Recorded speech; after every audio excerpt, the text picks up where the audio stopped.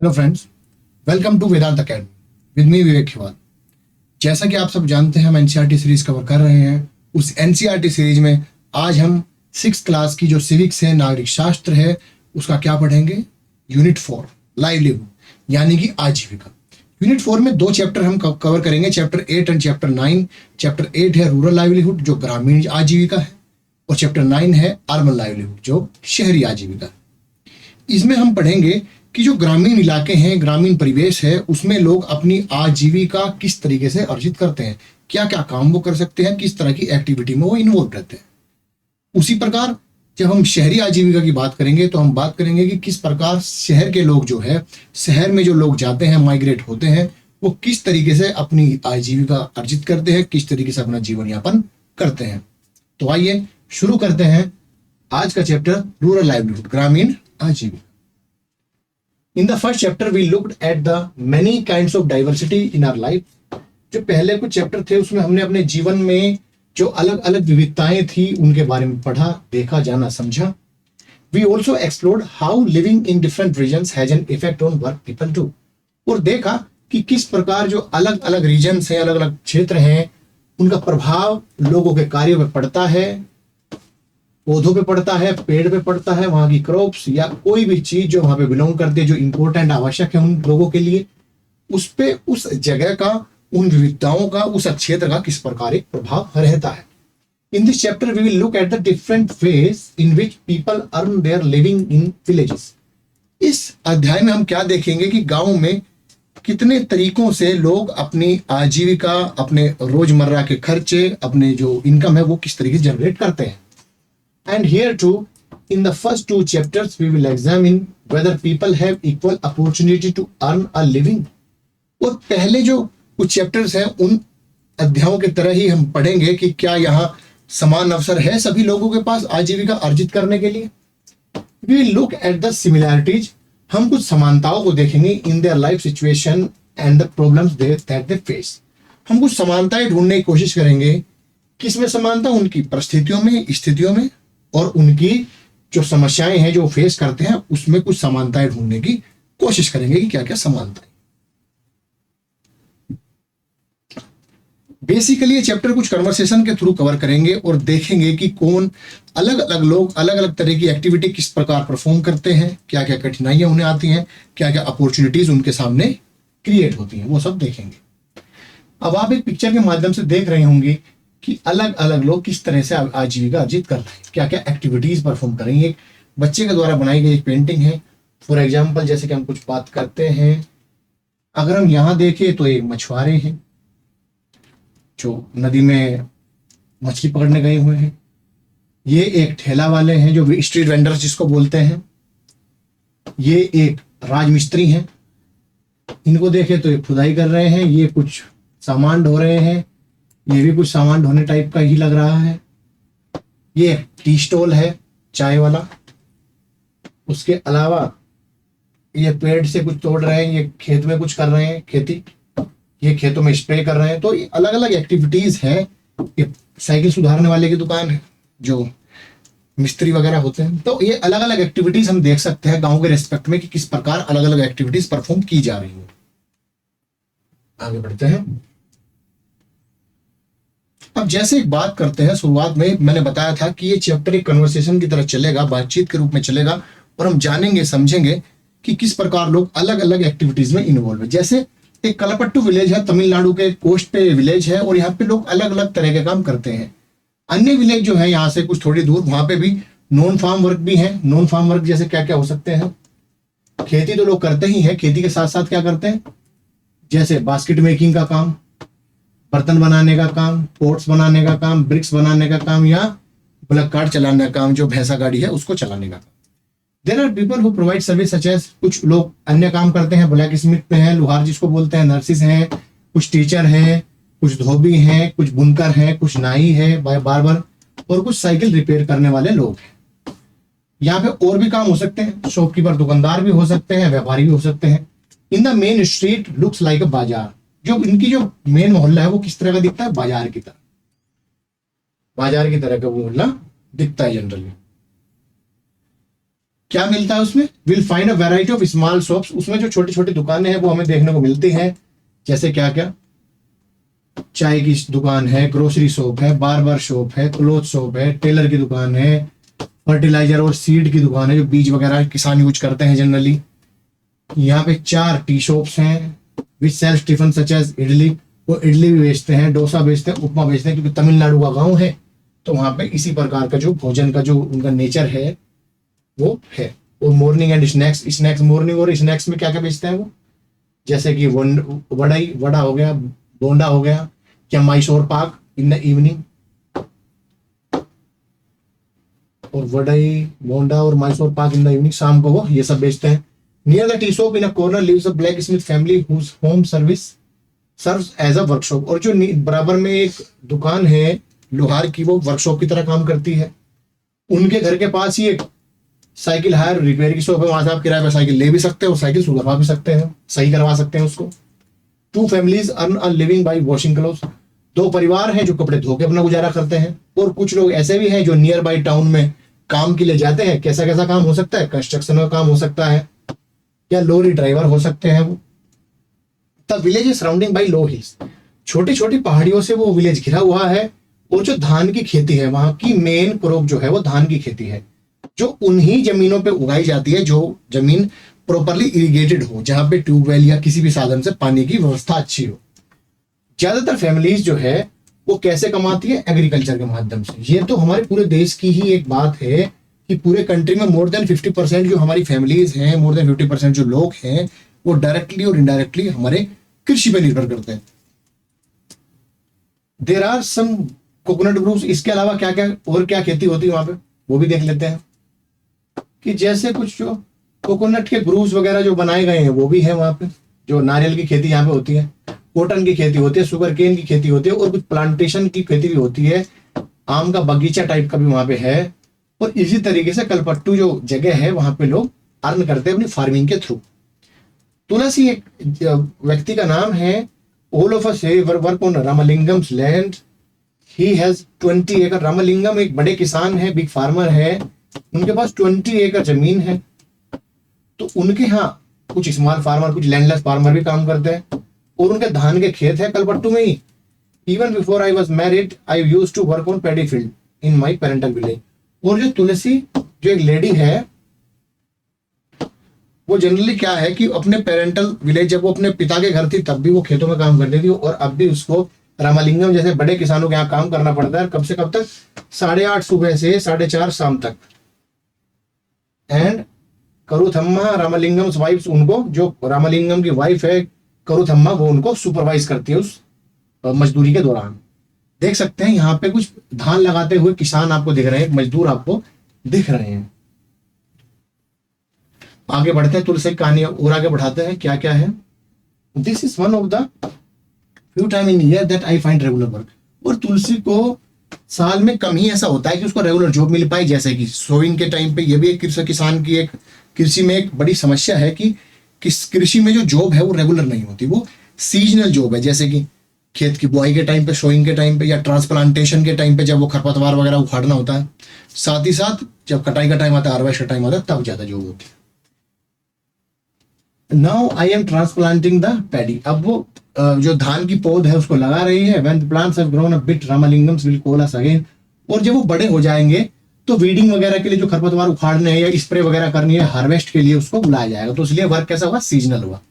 वो बताती है कि जब वो छोटी थी, I could do this work with no difficulty, बिना किसी मुश्किल के वो ये काम कर देती थी। बट नाउ, अब वो बड़ी हो गई है, ओल्डर हो गई है, तो उनको झुकने में, लंबे समय तक झुके रहने में, उनके जो पैर हैं पानी में रहने से वो बड़े दुखते हैं, दर्द करते हैं। एज के साथ ऐसा जनरली होता ही है।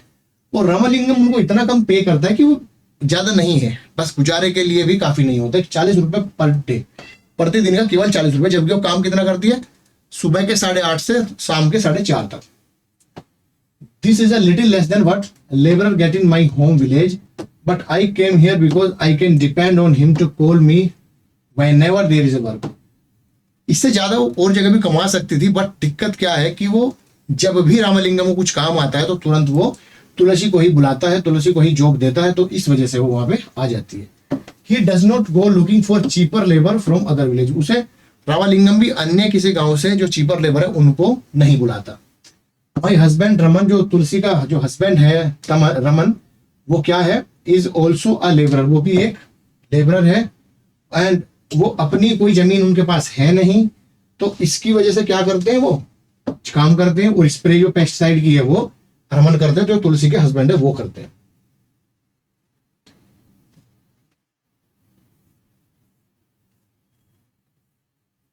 आगे बढ़ते, the farm he finds work outside either loading sand from the river.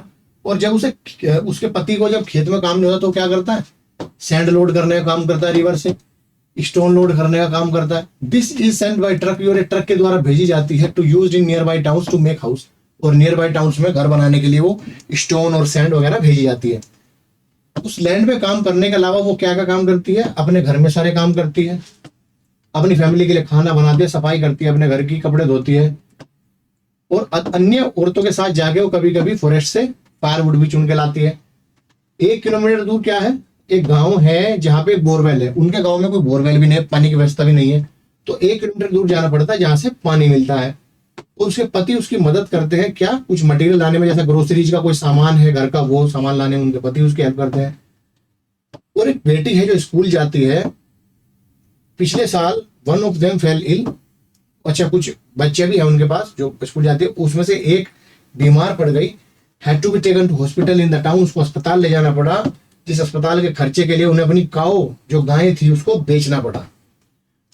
जो उन्होंने रामलिंगम से जो पैसे लिए थे उस बेटी का ट्रीटमेंट कराने के लिए, उस ट्रीटमेंट को कराने के लिए उनको रामलिंगम से पैसे लेने पड़े, पैसे चुका नहीं पाए तो उनको गाय भी बेचनी पड़ी, यहां तक की नौबत उनके आ गई।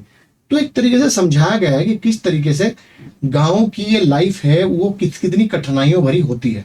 अब ये थोड़ा दिखाया गया है कि जनरली जो एग्रीकल्चर है उसमें किस तरीके से काम मिलता है, क्यों गांव में जो एग्रीकल्चर वर्क है उसे डिसगाइज अनएम्प्लॉयमेंट, सीजनल अनएम्प्लॉयमेंट कहा जाता है। डिसगाइज अनएम्प्लॉयमेंट इसलिए क्योंकि पूरी की पूरी फैमिली उस 2 एकड़ के लिए लगी रहती है, तो प्रोडक्टिविटी कम मिलती है, उतनी प्रोडक्टिविटी नहीं मिल पाती। अब अगर हम बात करें सीजनल की बात, तो सीजनल को फोकस किया गया है कि एक पर्टिकुलर सीजन होता है। जैसे शुरुआत से करते हैं, जैसे जो धान के बारे में बताया गया पर्टिकुलरली, हमने उसकी पौध तैयार कर ली सैपलिंग जून में, जुलाई अगस्त के टाइम पे हमने उसकी ट्रांसप्लांटिंग कर दी, पौध लगा दी। फिर अक्टूबर सितंबर के टाइम पे हमने उसके खरपतवार को हटा दिया, वीडिंग कर दी उसकी, और नवंबर दिसंबर के टाइम पे उसको काट दिया, धान को काट दिया। तो ये एक टाइम पीरियड आप कह सकते हैं कि पर्टिकुलर टाइम रेगुलर जॉब नहीं मिलती, बट अलग अलग टाइम पर जॉब रहती है, तो इसलिए वहां का जो एम्प्लॉयमेंट है वो सीजनल अनएम्प्लॉयमेंट जनरली कहा जाता है। आगे बढ़ते हैं, कुछ और एग्जांपल्स पढ़ते हैं हम इसमें। जैसे तुलसी की लाइफ हमने पढ़ी, तुलसी की लाइफ हमने क्या देखी कि जो ग्रामीण परिवेश है उसमें जो गरीब लोग हैं वो किस तरीके से अपना गुजारा करते हैं, वो सब हमने देखा। जैसे कि क्या देखा हमने कि जो रूरल एरियाज है, ग्रामीण परिवेश है, उसमें क्या ज्यादातर समय किस चीज में हमारा जाता है, जैसे लकड़ी इकट्ठा करने में, पानी लेके आने में, अपने मवेशियों को चराने में। Even they do not earn any money, जबकि वो इस एक्टिविटी से, ये जो एक्टिविटीज कर रहे हैं इनसे कोई पैसा भी नहीं कमाते। They have to do them for their household, जो अपने घर के लिए करते हैं उनके लिए कोई एक्टिविटी के लिए पैसे भी नहीं मिलते उनको। The family need to spend time doing this as they are not able to survive on the little money. और उन्हें इसलिए करना पड़ता है क्योंकि वो जितना कमाते हैं वो इतना थोड़ा है कि वो उसमें सब कुछ नहीं खरीद पाते। नियरली 2/5 जो 5 चीजों का 2 हिस्सा या फिर 20% जो लोग हैं रूरल फैमिली के, उनके इस दिक्कत क्या है कि वो एग्रीकल्चरल लेबरर है हमारी कंट्री के। There are some who have small plot, कुछ के पास तो छोटी लैंड है और कुछ क्या है लैंडलेस है, कुछ के पास बिल्कुल लैंड है ही नहीं। Not being able to earn money throughout the year, और वो पूरे साल भर पैसा कमाने में भी एबल नहीं हो पाते। क्यों? क्योंकि जो रूरल का जो इलाका है वो मेनली सीजनल जॉब देते हैं, इसीलिए उनको कहाँ जाना पड़ता है, काम की तलाश में शहर जाना पड़ता है। माइग्रेशन जिसको बोलते हैं, माइग्रेशन करके उन्हें जाना पड़ता है, takes place during particular season. और कुछ सीजन में माइग्रेशन हो जाता है, फिर साथ साथ जब हार्वेस्ट का टाइम आता है या बीज बुआई का टाइम आता है तब वो फिर वापस आ जाते हैं और काम करते हैं। अब एक और एग्जांपल देखने को मिलता है, Sekar. We have to carry this paddy to our house, my family has just finished harvesting our field. और उसकी जो परिवार है उसने जस्ट कटाई शुरू की है, कटाई फिनिश किया, सॉरी, कटाई का काम जो है वो जस्ट फिनिश किया। We don't own much land, उनके पास ज्यादा जमीन भी नहीं है, केवल 2 एकड़ ही जमीन है उनके पास। We manage to do all the work on our own, और उन्हें सारा काम अपने आप ही करना पड़ता है। एक समय वह भी था, स्पेशली ड्यूरिंग द हार्वेस्ट, जब कटाई के टाइम पे, I take the help of other small farmers, कुछ छोटे किसानों की मदद से, in turn to help them harvest their field. और क्या होता है अदला बदला कि मैं आपकी हार्वेस्ट में मदद कराऊंगा और आप मेरी हार्वेस्ट में हेल्प कराना, इस तरह के किसान वहां पे होते हैं। The trader give me seeds, और जो व्यापारी है वो क्या देगा, वो बीज देगा, वो फर्टिलाइजर देगा, एक लोन की तरह। जो इनपुट है कृषि में वो एक लोन की तरह देगा, और बदले में क्या लेगा कि आपको अपना जितना भी कृषि है, आपकी जो जितनी भी उपज है वो मुझे ही बेचनी है, मेरे बताए हुए दामों पे बेचनी है। और बार बार उसका जो एक नौकर कह सकते हो आप, एक सर्वेंट है, मुनीम वगैरह, वो बार बार आपको रिमाइंड कराएगा कि आपकी खेती जैसे ही कटेगी हमारे ही पास लेके आनी है। आड़ती आपने सुना होगा, मिडिल मैन आपने सुना होगा। तो वो जनरली ये काम करते हैं कि आपको इनपुट जो कृषि का है वो एक लोन की तरह प्रोवाइड करते हैं। साथ ही साथ उस लोन के ऊपर जो ब्याज लगता है वो तो लगता ही है, और उस ब्याज का, उस लोन का, उस कर्ज का सेटलमेंट होता है जब आप अपनी जो प्रोड्यूस है, जो आपकी उपज है, उसको लेके जाते हैं उस पर्टिकुलर ट्रेडर के पास और वहीं पे ले जाके बेच देते हैं उसको। टू पे बैक दिस, उसने बताया कि वो जो लोन है वो चुकाने के लिए वो बार बार रिमाइंडर भी कराता रहता है। जैसे कि उसके जो हार्वेस्ट हुई वो 60 बैग, जो 60 बोरी उसके पास चावलों की, धान की हुई, जिनमें से उसको कितनी जरूरत पड़ती है, some of this I will sell to settle loan, कुछ उसको बेचनी पड़ेगी और बाकी वो रख लेगा। But whatever I have will last only 8 month, जो उसके पास बची है केवल वो 8 महीने के लिए ही काफी है। 4 महीने के लिए उसको लेना पड़ेगा, और उस 4 महीने के लेने के लिए क्या करना पड़ेगा उसको, रामालिंगम जो बड़े किसान हैं जिनकी राइस मिल है, उस राइस मिल में उनको काम करना पड़ेगा। क्या जो अन्य किसान हैं उनके यहां से पैडी कलेक्ट करो और रामालिंगम के राइस मिल में लेके आओ। We have a hybrid cow, उनके पास एक हाइब्रिड काउ भी है जो दूध, जिससे वो दूध बेचते हैं लोकल मिल्क कोऑपरेटिव्स में, और वहां से भी कुछ पैसे आ जाते हैं। जो 4 महीने का जो उनका रसद है, राशन है खाने पीने का, वो राइस मिल में काम करके उस गाय का दूध बेच के वहां से कवर होता है। This way a little extra money of our everyday needs, तो जो एक्स्ट्रा मनी है इसको हम क्या बोलते हैं, अलाइड सेक्टर जो है एग्रीकल्चर का, वहां से उनकी हो जाती है। ऑन बीइंग इन डेट, कर्जे में रहना मतलब कैसा होता है वो, else you have read very often farmers like Shekhar needs to borrow money to purchase basic things, और उनको जो कर्ज लेना पड़ता है वो क्या खरीदने के लिए, जो इनपुट्स हैं कृषि के, जैसे बीज हुआ, फर्टिलाइजर हुआ, पेस्टिसाइड हुआ, खाद या खरपतवार, जो खरपतवारों के लिए जो केमिकल जो छिड़काव होता है वो। Often they borrow this money from the money lender, ज्यादातर जो छोटे किसान हैं उनके साथ समस्या क्या है कि वो पैसे उधार लेते हैं, वो मनी लेंडर्स जो महाजन लोग होते हैं उनसे पैसे उधार लेते हैं। वो इंस्टीट्यूशनल लोन नहीं ले पाते, बैंक से लोन नहीं ले पाते, जमीन के कागजात नहीं है, कोई सिक्योरिटी रखने को नहीं है, कागजात में फंसना नहीं चाहते, इतने समझदार भी नहीं है, इतने जागरूक भी नहीं है, तो मनी लेंडर से पैसे ले लेते हैं। और महंगा लोन रहता है जनरली, बैंक का ब्याज है समझ लो 7 या 8% साल भर का, उनका होता है 36 से 50-60% तक। तो इतना महंगा लोन लेते हैं, तो उस कर्ज के दलदल में वो फंसते रहते हैं। और ये बड़ी समस्या है हमारे बड़े किसानों के अंदर, एक बड़े परसेंटेज जो मेजोरिटी किसान है उनकी यही एक समस्या बनी रहती है, देखने को मिलती है। If the seeds are not of good quality, यदि वो बीज जो है वो अच्छी क्वालिटी के नहीं है और पेस्ट का अटैक हो जाए तो क्या हो जाता है, मेजर क्रॉप फेलियर हो जाता है, क्रॉप फेलियर हो जाता है। इस क्रॉप फेलियर होने की वजह से क्या हुआ, आपको एक जानकारी एडिशनल दे देता हूं कि आपने सुना होगा एक फसल बीमा योजना। अगर नहीं सुना तो आप अपने जो बुजुर्ग है आपके घर में उनसे पूछिएगा, अगर आप ग्रामीण परिवेश से आते हैं तो आप अपने बुजुर्गों से पूछिएगा, क्या आपने अपनी जो क्रॉप है उसका इंश्योरेंस कराया है। उस फसल बीमा योजना में क्या होता है, FBY कह लो या क्रॉप इंश्योरेंस कह लो इसको।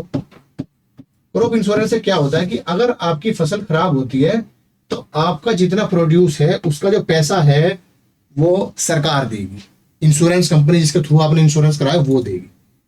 तो ये बेनिफिशियल सर्विस है सरकार की तरफ से किसानों के लिए कि अगर आपकी क्रॉप को, आपको लगता है कि वहां पे क्रॉप खराब हो जाती है, और लगने का मतलब नहीं है कि कुछ भी हो सकता है, एक अनिश्चित, एक असोची हुई जो घटना है वो हो सकती है, पेस्ट का अटैक हो सकता है, जैसे कुछ दिन पहले टिड्डी का अटैक हुआ, मानसून कम हो सकता है, बारिश की वजह से खराब हो सकती है क्रॉप, ओलावृष्टि से खराब हो सकती है, तो उसके लिए क्रॉप इंश्योरेंस जरूरी है। तो ये क्या कहना चाहते हैं कि अगर हमने कर्ज ले लिया और हमारी क्रॉप खराब हो गई तो हम उस कर्ज में फंसते चले जाते हैं, ये यहाँ पे कहने का मतलब था। The crop can also be रूइन if monsoon does not bring enough rain, अगर मानसून सही नहीं हुआ तो भी क्रॉप खराब हो सकती है। और कभी कभी ऐसा भी हो सकता है कि उस वजह से कि किसान जो है वो लोन बैक जो वापस देने में, जो लोन चुकाने में समर्थ नहीं हो पाता, और उसकी फैमिली को सरवाइव करने के लिए और ज्यादा मनी उधार लेनी पड़ती है, और कुछ देर बाद, दिनों बाद ये लोन इतना बड़ा हो जाता है कि उनको चुकाने में मुश्किल हो जाती है, चुका ही नहीं पाते। तो इस वजह से क्या होता है, this is when we can say that they are caught in debt, और ये वो टाइम होता है जब हम कह सकते हैं कि वो कर्ज में फंस चुका है। तो यही वो टाइम होता है जनरली।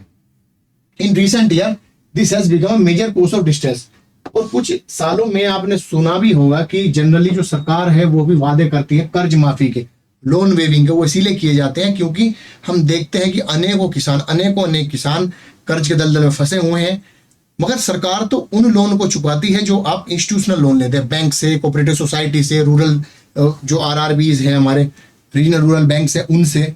बट जो मनी लेंडर से आपने लोन लिया उनको तो सरकार नहीं चुकाएगी, वो तो सरकार के रिकॉर्ड में ही नहीं है। तो उससे क्या होता है, किसान एक दलदल में फंसता चला जाता है और अपनी जमीन को बेचने पे मजबूर हो जाता है, और कई बार क्या होता है कि सुसाइड कमिट करने के लिए भी वो मजबूर हो जाता है। इसीलिए भारत में कहा जाता है कि हर 24 घंटे में 2-3 किसान हमारे यहाँ पे सुसाइड कर लेते हैं, क्योंकि वो कर्ज के दलदल में जो फंसे होते हैं वही सबसे बड़ा कारण है। आगे बढ़ते हैं, आगे कुछ और देखते हैं। जैसे कि रामालिंगम के बारे में बताया गया यहाँ, रामालिंगम एंड करुथमा। जो रामालिंगम बड़े किसान हैं और उनकी जो वाइफ है करुथमा, उनके बारे में थोड़ा जिक्र किया गया। इन एडिशन टू लैंड, वो बड़े फार्मर को स्मॉल फार्मर से आप कंपेयर करना, वो तो लोन भी ले रहे थे, उनके पास तो लैंड भी कम थी, लोन भी किससे ले रहे थे, रामालिंगम जैसे किसानों से ले रहे थे, राइस मिल पे काम भी करना पड़ रहा था। लैंड के अलावा, लैंड तो है ही इनके पास, साथ साथ क्या है, एक राइस मिल भी है और एक दुकान है जो क्या बेचता है, सीड और pesticide. For the rice mill they use some of the their own money, और जो राइस मिल है उसके लिए उनकी खुद की मनी है, उनको उधार भी नहीं लेना पड़ता। And also borrowed from the government, और अगर उधार लेना भी पड़े तो कहां से लेते हैं, सरकारी बैंक से, जिसका लोन भी ब्याज भी कम है। They buy paddy from within the village, और वो धान कहां से खरीदते हैं, विलेज से या बराबर के सराउंडिंग विलेज है वहां से। The rice that is produce in the mill is sold to traders, और जो राइस प्रोड्यूस होता है, क्या होता है, धान जनरली क्या होता है, उसको आप डायरेक्ट खा नहीं सकते, धान के ऊपर गोना होता है, उसको हटाने के लिए राइस मिल का यूज होता है।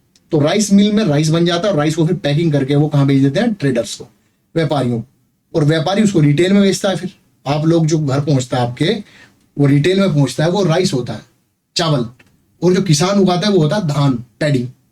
तो ये एक बड़ा डिफरेंस है। This gives them substantial income, और वो इस जो काम है उनका, इस वजह से उनके पास इतनी अच्छी इनकम हो जाती है कि उनको आराम से गुजारा चल जाता है। किसका, रामालिंगम और करुथम्मा जैसे बड़े किसान। आगे बढ़ते हैं। टेरेस फार्मिंग इन नागालैंड की बात की है कि नागालैंड में किस तरीके से टेरेस फार्मिंग की जाती है, या पिक्चर के माध्यम से देखते हैं और थोड़ा पढ़ भी लेते हैं इसको। एक विलेज है, गांव है कहां पे, नागालैंड में, जिसका गांव नाम है चिजामी, पेक डिस्ट्रिक्ट है नागालैंड का। The people of this village belongs to Chagasam community, जो उनकी कम्युनिटी है, उनको चागासाम है, वो टेरेस फार्मिंग करते हैं, टेरेस कल्टीवेशन करते हैं। सीढ़ी नुमा खेती जनरली क्यों की जाती है, सोयल इरोजन को रोकने के लिए, मिट्टी कटाव है उसको रोकने के लिए। और पहाड़ पे आप इस तरीके से खेती कर नहीं सकते, तो उसको रोकने, पानी को रोकने के लिए जनरली क्या किया जाता है, सीढ़ी नुमा खेती की जाती है। This mean that the land on a hill slope is made into flat plots, और जो लैंड है उनको छोटे छोटे फ्लैट प्लॉट्स में काट दिया जाता है, जो कि स्टेप की तरह दिखते हैं। The side of each plot are raised in order to retain water, पानी को रोकने के लिए। This allows water to stand in the field, वो क्या अलाउ करता है कि पानी खेत में रुक सके, ताकि राइस का कल्टीवेशन अच्छे से हो सके। और जो चिजामी जो कम्युनिटी है, उसके जो लोग हैं, वो उनके सबके पास इंडिविजुअल फील्ड्स है, बट वो कलेक्टिवली काम करते हैं एक दूसरे के फील्ड में, और ग्रुप बनाते हैं किसका, 6 से 8 किसानों का, और एंटायर माउंटेन साइड को क्लीन कर देते हैं। उनका वीड जो है, खरपतवार है, उनको साफ करने के लिए 6 से 8 लोगों को ग्रुप बनाते हैं, ग्रुप में खेती करते हैं, कलेक्टिव फार्मिंग वो करते हैं। Each group eat together once their work for the day is over, और प्रत्येक ग्रुप एक साथ खाना खाता है। This goes on for several days, कई दिनों तक ऐसा कर चलता है जब तक काम खत्म नहीं हो जाता। तो ये भी एक तरीका है, टेरेस फार्मिंग भी चलती है, और साथ ही साथ में वो कलेक्टिव फार्मिंग करते हैं। Agriculture labour and farmers in India, अगर हम एग्रीकल्चरल लेबरर्स की बात करें और भारत में जो फार्मर्स हैं उनकी बात करें, तो उनके बारे में थोड़ा जान लेते हैं। In Kalpattu village there are agricultural labourers, कैसे कैसे, कौन कौन, किसका नाम लिया, तुलसी का, शेखर का, जो स्मॉल फार्मर था शेखर, तुलसी के पास तो लैंड ही नहीं थी। अ फ्यू भी फार्मर, जो रामालिंगम थे, ये तो बड़े 20 एकड़ इनके पास भूमि थी। In India nearly 2 out of 5 rural families, मतलब जो ग्रामीण परिवारों की बात करूं तो 5 में से 2 फैमिली ऐसी है जिनको हम बोलते हैं कृषि पर जो कृषि पे आधारित या कृषि पे निर्भर जो परिवार करते हैं, लेबरर हैं, मजदूर वर्ग है। All of them depend on the work, वो उसी काम पे डिपेंड करते हैं। They do on other people's field, जो दूसरे के खेतों में काम करके जो आजीविका कमाई जाती है उसके ऊपर डिपेंड करता है, क्योंकि मजदूर है जनरली, उनके पास अपनी लैंड नहीं है। Many of them are landless, बहुत से तो ऐसे हैं जिनके पास जमीन नहीं है, और कुछ ऐसे हैं जिनके पास जमीन के छोटे छोटे टुकड़े हैं।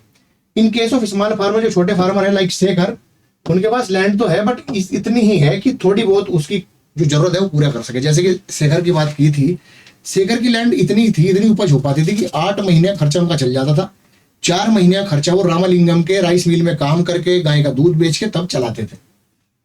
इन इंडिया 80% ऑफ फार्मर, जो इंडिया में 80% फार्मर इसी ग्रुप से बिलोंग करते हैं। केवल 20% फार्मर इंडिया के ऐसे हैं जो रामालिंगम के जैसे हैं, जो कहीं किसी के पास खेती करने नहीं जाते, किसी का मजदूरी नहीं करने जाते, उनका अपना ही इतना काफी है कि वो अपने गुजारा अच्छे से कर पाते हैं। These large farmer cultivate most of the land in villages, और यही जो बड़े फार्मर्स हैं वो ज्यादातर जो लैंड है विलेजेस की, गांव में, वो सब जोतते हैं। तो एक डिसिमिलैरिटी देखने को मिलती है, डिस्पैरिटी में देखने को मिलती है इससे। A large part of their produce sold in the market, और बड़े जो उनकी जो पैदावार है जो रामालिंगम जैसे, वो उनका ज्यादातर जो भाग है उनकी उपज का वो मार्केट में बिक जाता है। Many of them started their own business, और बहुत सारों ने, बहुत ज्यादा किसानों ने, बड़े किसानों ने अपना खुद का बिजनेस शुरू कर लिया। जैसे उनके पास दुकानें हैं, राइस मिल है, वो मनी लैंडिंग का काम करते हैं, महाजन की तरह काम करते हैं, ब्याज पे पैसे देते हैं छोटे किसानों को या लेबर मजदूरों को, छोटी फैक्ट्रीज है उनके पास। We have looked at the farming in Kalpattu, Kalpattu में हमने देखा फार्मिंग किस तरीके से होती है। जो ग्रामीण परिवेश था, ज्यादातर लोग फॉरेस्ट पे डिपेंड थे लकड़ी के लिए, एनिमल हस्बेंड्री भी करते थे, डेयरी के प्रोडक्ट भी यूज करते थे और फिशिंग भी करते थे। For example in some village, अब हम कुछ उदाहरण देखेंगे इंडिया के सेंट्रल इंडिया में। Both farming and collection from the forest are important source of livelihood, जो जंगल से इकट्ठा करते हैं वो भी उनका जो इनकम है उसका एक महत्वपूर्ण भाग है। Collecting mahua, tendu leaves, honey sold to traders is an important source of additional income, और जो तेंदुआ इकट्ठा करना, महुए के पत्ते इकट्ठा करना, शहद इकट्ठा करना एक अतिरिक्त जो इनकम का स्रोत है वो कह सकते हैं आप। Similarly selling milk to village cooperative, और जो गांव की कोऑपरेटिव सोसाइटी है उसको दूध बेचना उसी का एक भाग है। Society and taking milk to nearby town में be main source of livelihood for some family. In the coastal area, coastal area की अगर मैं बात करूं, जो तटीय इलाके हैं भारत के, फिशिंग विलेज, जो मछुआरे जो मछली पकड़ने का जिनका काम है वो ज्यादा आपको मिलेंगे देखने को। फिशिंग फैमिली ज्यादा मिलेंगे आपको, जैसे कि by reading about Aruna and Parivelam who lives in Pudupet, a village close to Kalpattu. Kalpattu के नजदीक एक जगह है पुडुपेट, वहां पे अरुणा और परिवेलम है जो कि फिशरमैन फैमिली से बिलोंग करते हैं, उनके बारे में पढ़ेंगे।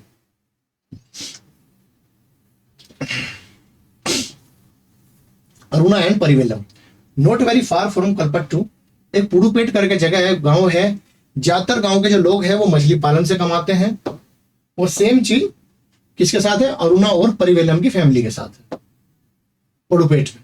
There houses are close to sea, उनका घर जो है वो समुद्र के नजदीक है, और ज्यादातर क्या है, नेट लाइंस, और ज्यादातर वहां पे जो जाल वगैरह वहां पे देखने को मिलते हैं। 7 बजे in the morning there is lot of activity, beach पे जो बीच है समुद्र का उस पर काफी सारी एक्टिविटीज आपको देखने को मिलेगी सुबह के 7 बजे। This is the time when the catamarans return with the catch and women gather to buy and sell fish. मर्द जो है, मेल जो है, वो क्या करते हैं, जनरली मछली पकड़ने का काम करते हैं, और जो उनकी औरतें हैं वो क्या काम करती हैं, वो मछली को कलेक्ट करती है उनसे और मछली बेचने का काम करती है। माई हस्बैंड, इसमें इसकी बात कही गई है किसकी, अरुणा की, कि अरुणा का जो पति है परिवेलम, और उसके भाई और उसके brother in law return late today, उसके काफी देर से आए तो वो काफी चिंतित हुई। जब वो वापस आए तो उन्होंने बताया कि वो तूफान में फंस गए थे। I have kept aside some fish, और कुछ मछली उसने फैमिली के लिए रखी, बाकी के लिए ट्रेडर्स के लिए बेचने के लिए रख दी। The money I get from the auction will be divided into 4 share, और जो मनी जो मिलेगी, जो पैसा मिलेगा उसके 4 हिस्से होंगे, 4 हिस्सों में वो बटेगी। एक उसके भाई का, एक उसके ब्रदर इन लॉ का, एक उसके पति का, एक उसका। 1 ईच फॉर ईच पर्सन, हर एक आदमी के लिए एक, जो फिशिंग के लिए गया है और चौथा जो इक्विपमेंट, जो नाव वगैरह चला रहा हो। Since we own the catamaran engine and nets we get that share too, और उनका जो सामान, जो सामान था वो सब उन्हीं का था, तो उसका शेयर भी उनको मिला।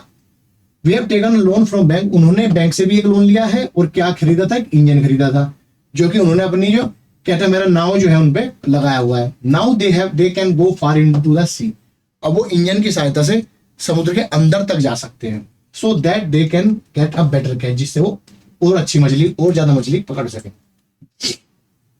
आगे बढ़ते हैं। The woman who by fish here will carry them in basket, और अपनी टोकरी में भर के ले जाएगी, और कहाँ बेचेगी उसको, मार्केट में बेचेगी। मार्केट में नियर बाय जो विलेज है उसमें बेच देगी।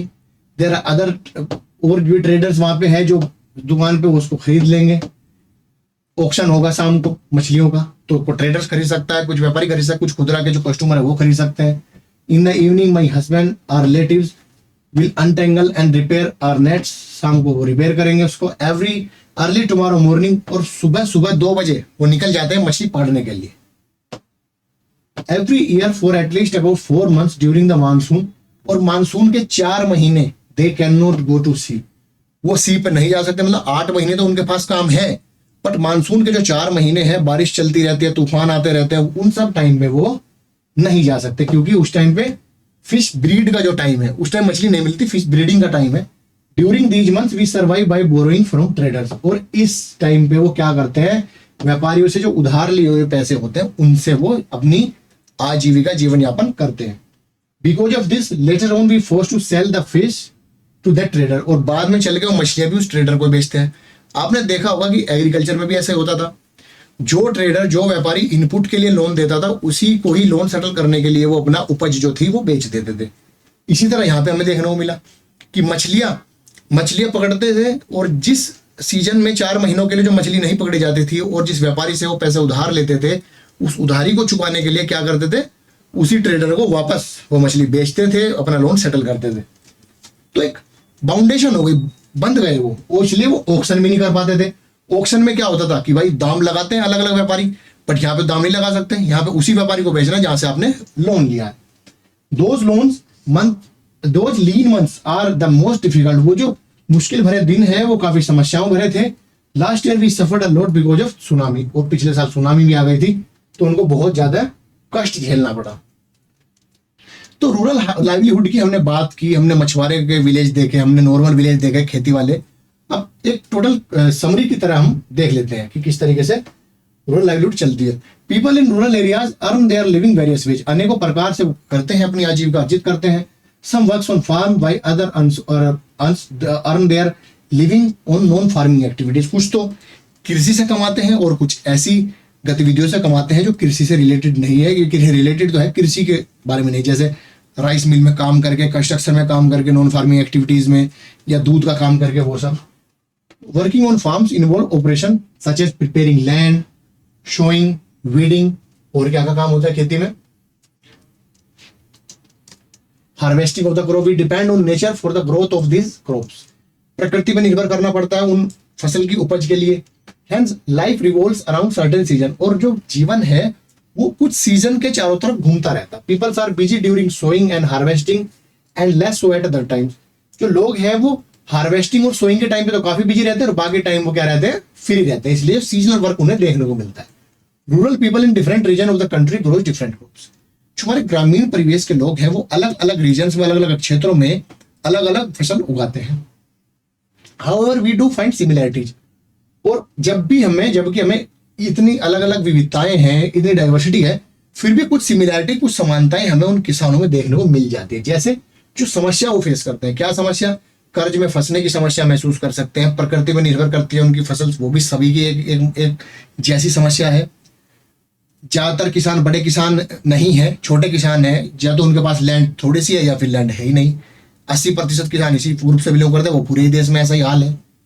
How people are able to survive or earn will depend upon the land that they cultivate, और ये निर्भर किसके ऊपर करता है कि जो जमीन वो जोत रहे हैं उसके ऊपर निर्भर करता है कि उनकी फसल कैसी होगी, किस तरीके से उनका जीवन यापन होगा। Many depend on these lands for work as a laborers, और बहुत से लोग उस बात पे निर्भर करता है कि एक लेबरर की तरह वो काम करना पड़ता है उनको, क्योंकि लैंड इतनी है नहीं, है भी तो थोड़ी है बहुत। Most farmer grows crops both for their own requirement and also to selling market. ज्यादातर जो किसान है वो किस लिए कमाते हैं? सबसे पहले तो अपनी रिक्वायरमेंट पूरी करने के लिए, और दूसरे नंबर पे जो बाजार में बेचने के लिए। Some have to sell to traders, कुछ को तो उसी व्यापारी को बेचनी पड़ती है जिस व्यापारी से उन्होंने पैसे उधार लिए हैं। फॉर देयर सर्वाइवल, अपनी आजीविका के लिए बहुत सी फैमिली क्या करती है, उन्हीं से पैसे ले लेते हैं जहां पे वो काम करते हैं, या फिर जब उनको कोई वर्क अवेलेबल नहीं होता जब उनको उधार लेना पड़ता है। There are some families in rural area which thrive on large acres of land. कुछ फैमिली तो ऐसी है जिनके पास बड़े एकड़ के फार्म्स हैं, बिजनेस हैं और अन्य एक्टिविटीज भी है। जबकि most small farmers, agricultural labourers, fishing families, craft person in the village do not find enough work. उनको ज्यादा काम नहीं मिलता उनके जीवन यापन करने के लिए पूरे साल भर। तो ये एक डिसिमिलैरिटी, एक इनइक्वालिटी हमें देखने को मिलती है ग्रामीण परिवेश में, अलग अलग लोगों में, अलग अलग सेक्शंस में, अलग अलग जो एक्टिविटीज में इन्वॉल्व है उन लोगों में। आज के पूरे चैप्टर से हम क्या समझे, जो ग्रामीण आजीविका क्या समझे मुझसे? पहली बात कि ज्यादातर लोग कृषि पर निर्भर करते हैं। दूसरी बात, ज्यादातर लोगों के पास 5 में से जो 2 लोग हैं, 2 आउट ऑफ 5 जो पूरे भारत की अगर मैं बात करूं तो वो क्या है, कृषि मजदूर है, कृषि के मजदूर हैं, जो कृषि में किसी के खेतों में काम कर रहे होते हैं। पूरे भारत की बात करूं, रूरल एरियाज की। साथ ही साथ 80% फार्मर्स ऐसे हैं या तो उनके पास जमीन है ही नहीं, किसी और की जमीन बो रहे हैं, या फिर जमीन है तो बहुत थोड़ी है, बड़े फार्मर्स नहीं है। रामालिंगम के जैसे फार्मर्स नहीं है जिनके पास 20 एकड़ के फार्म्स, इतने बड़े फार्मर्स नहीं है। उसके अलावा नॉन फार्मिंग एक्टिविटीज में काम करना पड़ता है। जो काम है एग्रीकल्चर में वो सीजनल काम होता है। सीजनल काम कैसे? हार्वेस्टिंग के टाइम पे, सोइंग के टाइम पे, ट्रांसप्लांटेशन के टाइम पे, वीडिंग के टाइम पे, तब तो काम होता है, बाकी टाइम काम नहीं होता। बाकी टाइम काम तलाशने के लिए शहर जाना पड़ता है या कहीं वहीं पे नियर बाई जगह काम तलाशना पड़ता है। कैसा? राइस मिल में काम कर सकते हैं, कंस्ट्रक्शन वर्कर की तरह काम कर सकते हैं, साइकिल की रिपेयरमेंट, नॉन फार्मिंग जो एक्टिविटी है उनमें इन्वॉल्व होना पड़ता है। उसके अलावा जो वे गांव है जो कोस्ट के इलाके पे है, समुद्र के तट के इलाके पे है, उनको क्या दिक्कत है कि 8 महीने मछली मिलती है, 4 महीने मछली नहीं मिलती मानसून के टाइम पे जब ब्रीडिंग का टाइम होता है। इन 4 महीनों में सर्वाइव करने के लिए उनको ट्रेडर्स से लोन लेना पड़ता है। उस लोन को चुकाने के लिए अगले जो आने वाले 8 महीने हैं उसी व्यापारी को अपनी मछली बेचनी पड़ती है, ऑक्शन में नहीं जा सकते। तो कुछ समस्याएं, बड़ी बड़ी समस्याएं हम देखने को मिलती है, और पूरे भारत के किसानों की, ग्रामीण परिवेश की यही एक समस्या है कि बहुत ज्यादा असमानताएं वहां के समाज में एग्जिस्ट करती है।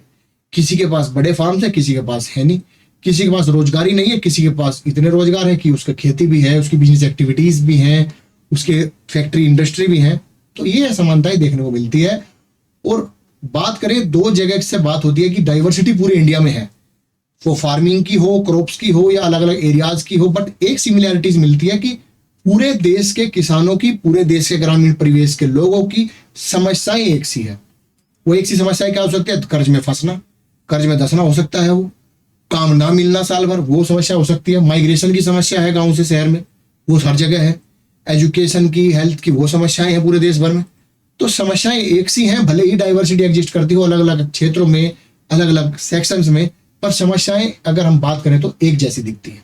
तो यही इस चैप्टर का मोटो था कि ग्रामीण परिवेश में आजीविका किस तरीके से अर्जित की जाती है, कितने तरीके हैं आजीविका अर्जित करने के, वो सब बताने का प्रयास किया गया। आज के लिए इतना ही।